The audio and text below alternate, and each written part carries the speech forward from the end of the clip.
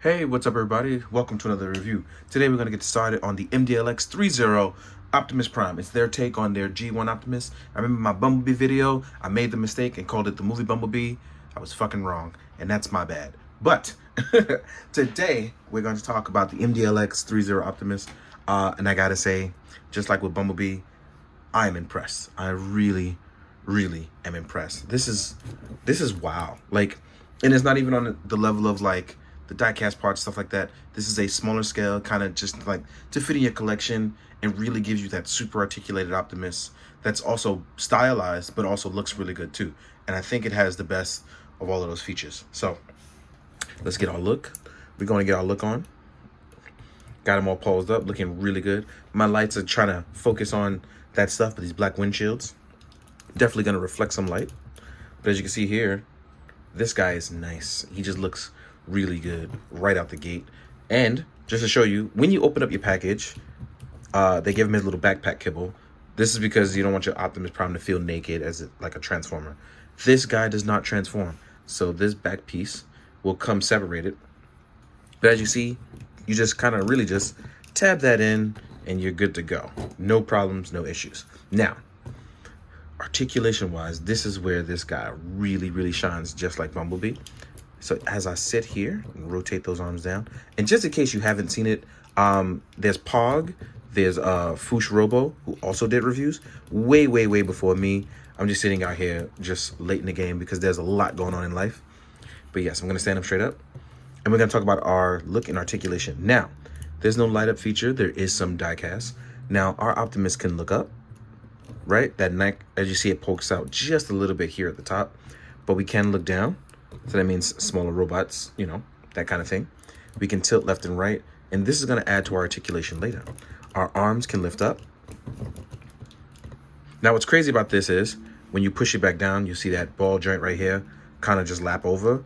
That's totally fine, because what you're going to do is you line it back up by just kind of pushing that in. We have our invisible bicep swivel, and we are double jointed. Our shoulder pads kind of just wiggle out. Mine's a little loose. I'm not sure if everyone's is like that, but it doesn't really bother me because in terms of articulation, it doesn't bother me. And as you can see here, Optimus also has what is similar to a butterfly joint. So as you can see, defending yourself, kind of setting up for those boxing moves, gonna be fantastic. We can, and we will have this very nice forward ab crunch. As you can see here, gonna lift those arms up. That whole front ab crunch is looking beautiful. All these parts move, so that means it rotates up. That allow the maximum articulation for your legs. As you can see, all those things are folded out. We have a drop down hip. As you can see, our leg can go forwards and outwards. This way, it's not gonna be able to hold up the weight of those die-cast parts. So we're gonna shift back up and then we go outward. It holds up just a little bit better. We have a thigh swivel. We have a beautiful double joint. This part right here is on a ball joint that rotates for you. And we have a very nice ankle pivot. And it's designed that the flaps come out. So that way you have the best amount of ankle pivot for your Optimus, right? So with that, all of those things being said, in a non-transforming Optimus, let's see how this guy stacks up the articulation, right? Like I said, this is just out the gate posing. If you've watched a live from me, you already know what I'm about to get into. But look at this. This is our Optimus just lining up for basic articulation, looking over to the side or kind of like over the shoulder. There's that moving joint. I forgot about this toe pivot here.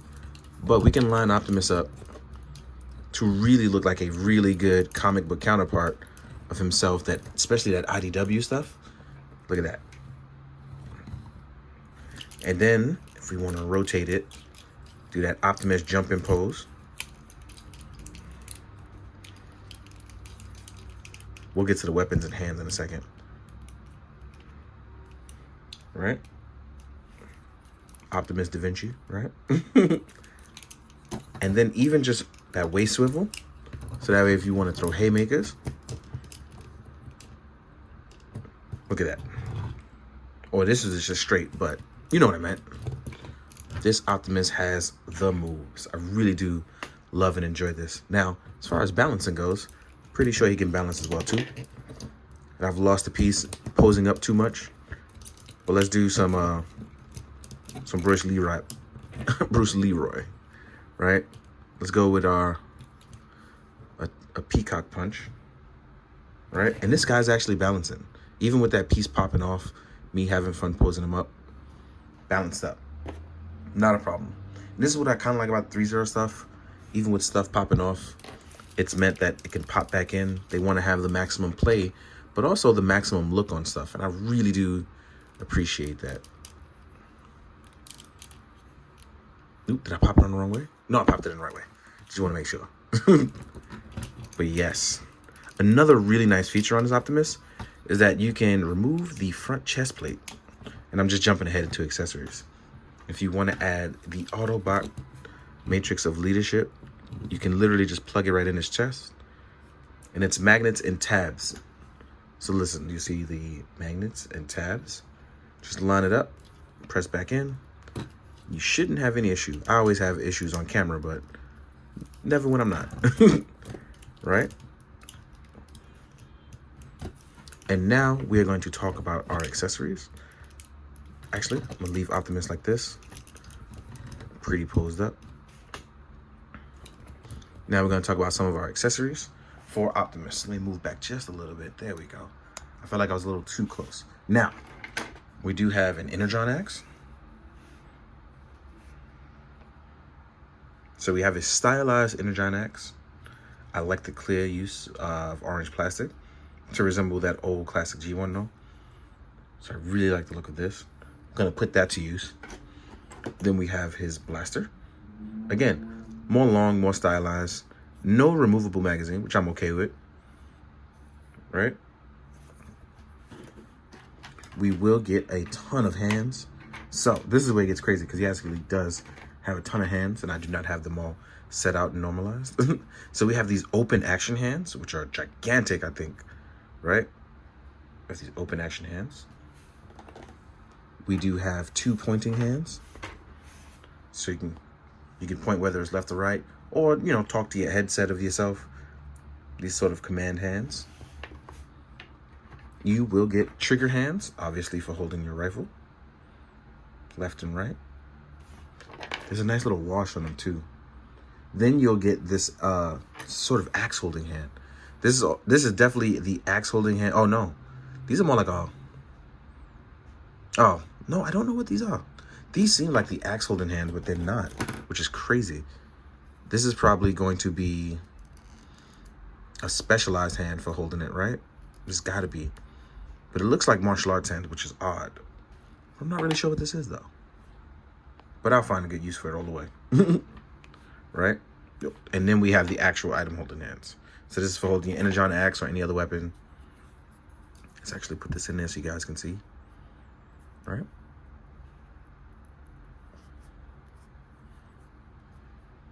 There we go. You can hold this one-handed, two-handed, however you like. It is what it is. And that covers the accessories. As far as size comparisons go, that's where it's a little tricky. I only have Bumblebee from the line, and I don't have any other, like, a lot of my Transformers. So I'm going to do a couple of Legacy figures, and I'm going to do that Soundwave that looks really good with these guys from Hasbro. So I'll see you guys in a second. Now we're going to do some size comparisons. Yeah. First up, Bumblebee, for obvious reasons. Here we are with our first in line, which is MDLX Bumblebee. Right? And as you can see, I really like this size comparison for obvious reasons. I like the size difference between the two. Here is the Soundwave from Hasbro from the Bumblebee movie. I feel like this is a close enough that he could actually kind of work himself in with them, as you can see here. Then we have some smaller guys. I'm going to use Silver Streak, Lift Ticket, and Galvatron from the Legacy stuff. The Legacy stuff so far. Wow, I am all tongue. Now, as you can see here, here's Silver Streak. Like I said, I don't really mind it. I really like how it looks. I'm gonna kind of try to cross blend some lines. Here we are, my main man Lift Ticket. I love the Wreckers. There's one crew I'm gonna have. It's definitely gonna be the Wreckers. I would love to get a whole team of those guys in any shape or form. I love the Wreckers. IDW version is probably my favorite version of the Wreckers. And then last but not least, here is a Legacy Galvatron. Now, I don't mind him being a little bit bigger because he's supposed to really be fighting Rodimus, though. But if I can get a nice picture of him fighting Optimus, I wouldn't mind that at all. So yeah, here you have it.